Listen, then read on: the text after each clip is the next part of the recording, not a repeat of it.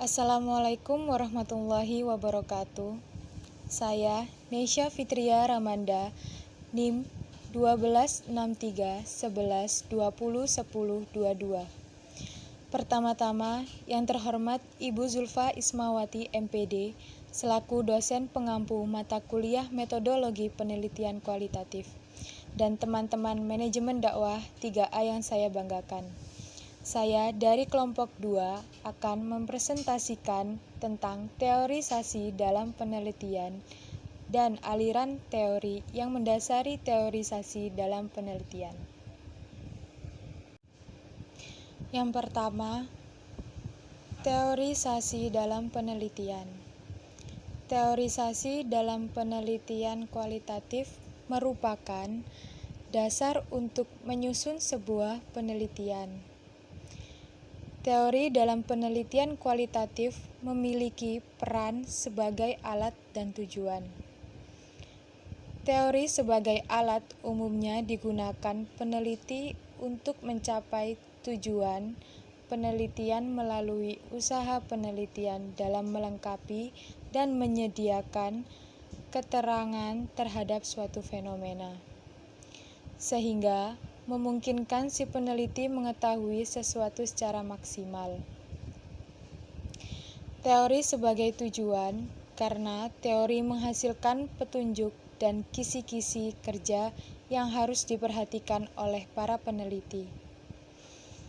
Teori bahkan dikembangkan berdasarkan data yang dikumpulkan. Selain peran di atas, teori juga dimanfaatkan sebagai pemandu agar fokus penelitian sesuai dengan fakta di lapangan. Selain itu, landasan teori juga bermanfaat untuk memberikan gambaran umum tentang penelitian, tentang latar penelitian, dan sebagai bahan pembahasan hasil penelitian. Menurut Suppes dalam Bell 1986, ada 4 fungsi umum teori, yaitu A. Sebagai kerangka kerja untuk melakukan penelitian. B. Memberikan kerangka kerja bagi pengorganisasian butir-butir informasi tertentu. C. Identifikasi kejadian yang kompleks. D.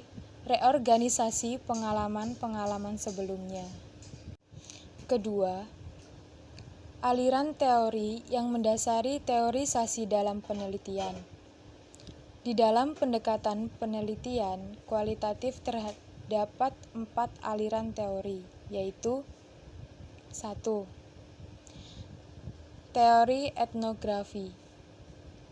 Etnografi atau teori tentang budaya merupakan suatu penelitian yang difokuskan pada penjelasan deskriptif dan interpretasi terhadap budaya dan sistem sosial suatu kelompok atau suatu masyarakat tertentu melalui pengamatan dan penghayatan langsung terhadap kelompok atau masyarakat yang diteliti. Etnografi pada dasarnya merupakan bidang yang sangat luas dengan variasi yang sangat besar dan praktisi dan metode. Bagaimanapun, pendekatan etnografi secara umum adalah pengamatan berperan serta sebagai bagian dari penelitian lapangan. Etnografer menjadi tertarik secara mendalam dalam suatu budaya sebagai bagian dari pemeran sertaannya dan mencatat secara serius data yang diperolehnya dengan memanfaatkan catatan lapangan. 2. Teori fenomenologi. Fenomenologi diartikan sebagai pengalaman subjektif atau pengalaman fenomenologikal dan suatu studi tentang kesadaran dari perspektif pokok dari seorang Husserl. Itulah fenomenologi sering digunakan sebagai anggapan umum untuk menunjuk pada pengalaman subjektif dari berbagai jenis tipe subjek yang ditemui. Fenomenologi kadang-kadang digunakan sebagai perspektif filosofi dan juga digunakan sebagai pendekatan dalam metodologi kualitatif. Fenomenologi merupakan pandangan berpikir yang menekankan pada fokus kepada pengalaman-pengalaman subjektif manusia dan interpretasi-interpretasi dunia. Ada beberapa ciri pokok fenomenologi yang dilakukan oleh peneliti fenomenologis, yaitu 1. Fenomenologis cenderung mempertentangkannya dengan naturalisme, yaitu yang disebut objektivisme dan positivisme yang telah berkembang sejak zaman Renaissance dalam ilmu pengetahuan modern dan teknologi. 2. Secara pasti fenomenologis cenderung memastikan kognisi yang mengacu pada apa yang dinamakan oleh Husserl evidence yang dalam hal ini merupakan kesadaran tentang sesuatu benda itu sendiri secara jelas dan berbeda dengan yang lainnya dan mencakupi untuk sesuatu dari segi itu. 3. Fenomenologis cenderung percaya bahwa bukan hanya sesuatu benda yang ada dalam dunia alam dan budaya. 3. Teori etnometodologi. Etnometodologi bukanlah metode yang digunakan oleh peneliti untuk mengumpulkan data, melainkan menunjuk pada mata pelajaran yang akan diteliti.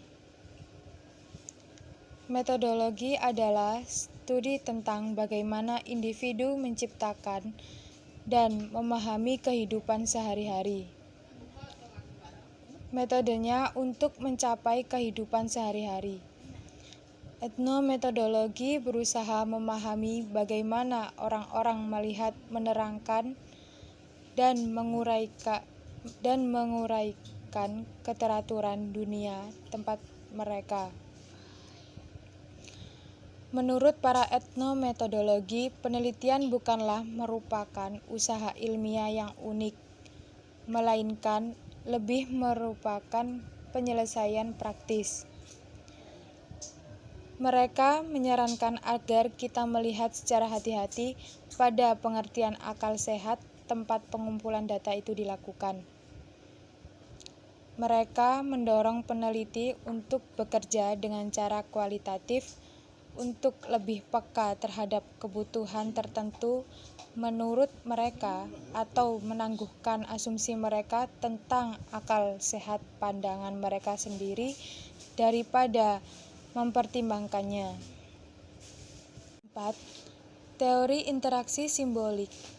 Interaksi simbolik menjadi paradigma konseptual melebihi dorongan dari dalam sifat-sifat pribadi, motivasi yang tidak disadari, kebetulan, status sosial ekonomi, kewajiban, peranan, resep budaya, mekanisme, pengawasan masyarakat atau lingkungan fisik lainnya.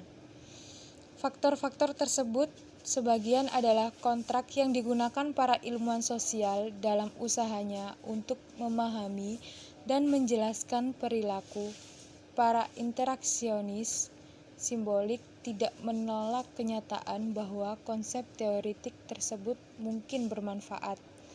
Namun hal itu hanya relevan untuk memahami perilaku sepanjang hal itu memasuki atau berpengaruh terhadap proses pendefinisian. Sekian yang dapat saya sampaikan, kurang lebihnya saya mohon maaf. Terima kasih. Wassalamualaikum warahmatullahi wabarakatuh.